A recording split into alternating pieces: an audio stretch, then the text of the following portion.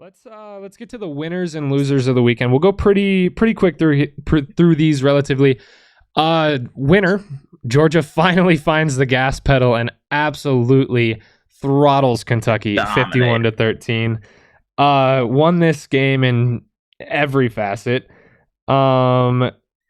Georgia produced 608 yards on the ground or in total against the Wildcats and 6 touchdowns. My goodness. This was Carson Beck's prove it game.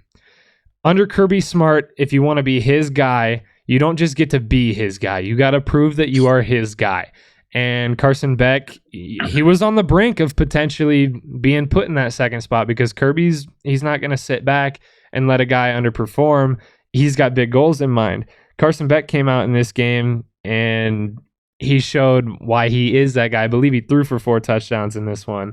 Showed why this could be a 3-peat Bulldog team. Yeah, showed exactly why. Showed exactly why. And that defense showed up again, as they do. They've figured out how to beat this Kentucky team after, I'm pretty sure I picked Kentucky. Yeah, he did. Head scratcher on that one. A lot of people did, though. A lot of people did. You picked Kentucky after you picked Georgia to win it all. Yeah, after I picked Georgia to win it all. And Georgia made me eat my words. And I'm not upset by it at all because this is the Georgia team that I was looking forward to watching play this year. Like another good, solid, Kirby Smart coached and ran team. And that's what we finally got for the first game that they actually looked like the Georgia Bulldogs.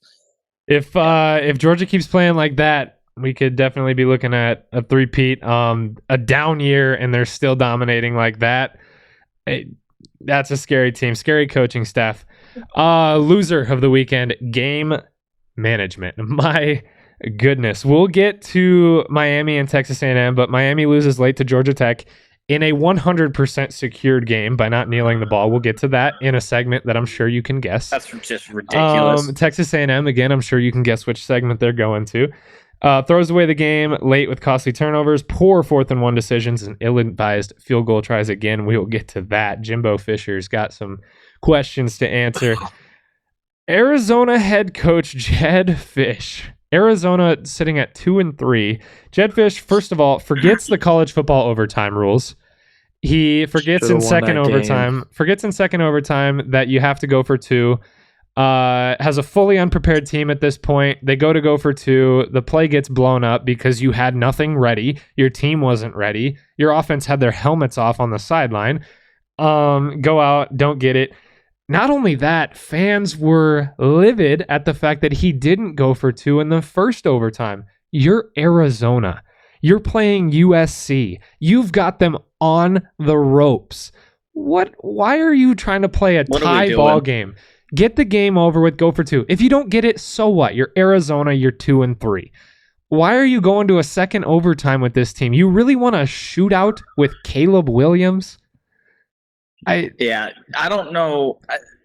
I don't understand why he would be like, yeah, we've contained these guys like all game long. Why not just try it again in double overtime? That's just ridiculous to me with how high powered that offense is at USC and like with how bad their defense is. Like I would rather try to beat their defense than beat their offense. 100%. And that's what Arizona's coach was trying to do, was beat their offense, and that's just not going to happen. Especially with how bad their defense is. Why are you giving their offense another chance? I don't. Yeah, make their defense be the prove it guys. I love Pac-12 late night games. Can I just start this whole conversation with that? Pac-12 after dark, baby. Yeah, the Pac-12 after dark is the best because it's on until 1 a.m. and half the time it's like, dude, I've been watching football since 11. Like, yeah, might as well just continue to watch. But I couldn't agree more. I think Arizona had an actual legit shot to beat USC in this game, and they could just not squeak out that W. And I think USC now looks like they're a touchable team. Like you can play with these guys and actually like been touchable, dude. This is a Lincoln Riley defense. They finally got actually exposed for what they were. Like 100%. They easily could have lost that game. easily could have lost that game. And it wasn't even And one Caleb that they Williams shouldn't be losing games like that. No, it wasn't even one that they just blew. It's one that they were neck and neck the whole game. It's gross to me. But winner of the weekend, Brent Venables adds one to the revenge tour. Obviously, big win over Texas this weekend. This Oklahoma team got blown out last year by a lot of teams they shouldn't have got blown out last year by.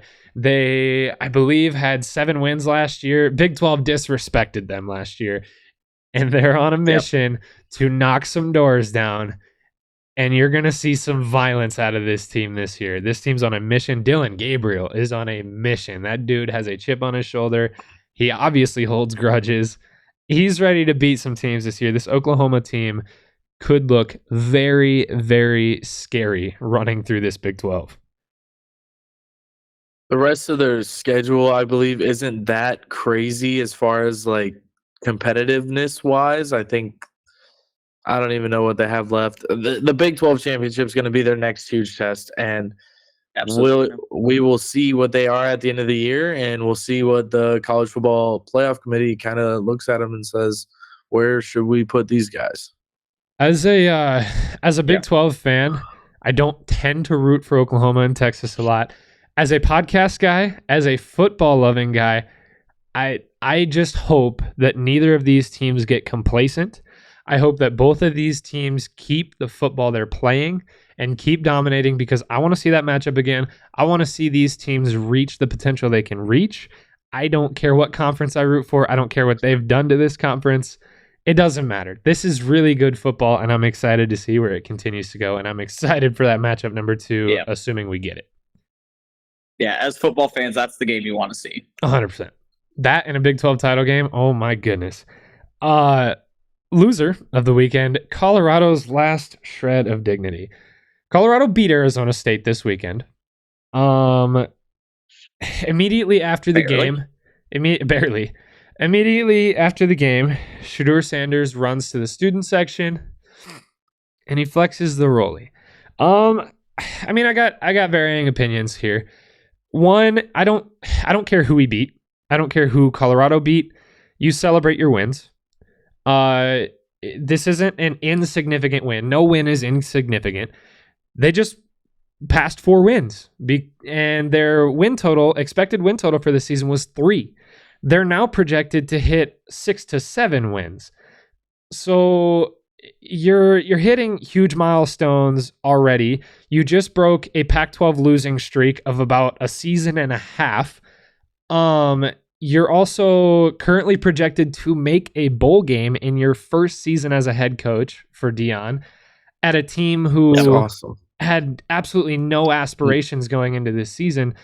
So it's not a little thing. It's not a little thing to take this win. So don't take that angle looking at this, but I do think it is very, very corny. That is what I will say. I'm not mad at it. Corny. I'm not mad at it. Dude's a competitor. Obviously, student section probably got him a little riled up during this game. Why wouldn't you? So I'm not mad at it, but it's corny. Sometimes you got to put people in their place, man. Sometimes you got to put people in their place. They be talking all this trash. You just be like, hey, you know what? see what this Rolex has to say about that. Rolly's telling me something. The competitiveness, man. The competitiveness. I love it. I live for it. That's what makes the game fun. It is. Yeah, facts. One of my favorite memories of college football is Will Greer after he threw that touchdown against Texas and just sprinting over horns down and everybody slamming down. People love seeing that kind of stuff. That was a very good football game. I remember that game. That was a great game. Let the boy cook. West Virginia's competing this year too. Watch out. Yeah, they are. Obviously, that could be one that makes a spooky entrance into that title game conversation as well. Oh, for sure. Obviously, Colorado's not backing down from the confident image. Does this gain or lose some respect for Colorado from you guys? For me, they don't lose nothing. I love seeing it. I'm cool with it. I think you've got to find a way that even in like your losses or even in your like barely wins, you got to find a way to like be like, yeah, I still got the confidence. I'm not shaking at all. And I mean, that's what Shador Sanders is doing, and I'm cool with it. Celebrate your wins. I honestly respect game. Celebrate your wins, fellas, because we've got another loser here. Notre Dame's playoff hopes, once again, have been squandered. I picked that Louisville game. Louisville just looked like the better team this whole game. Notre Dame, once again, inept on offense. Defense not really having the skills to pay the bills either. They couldn't establish anything this game. Louisville looked dominant on both fronts, which should not happen, but it did. Notre Dame turned the ball over 4 times. They look like they didn't belong in this football game, which to me is still weird. I picked Louisville. I definitely thought this game could be really close, and I obviously thought Louisville could win.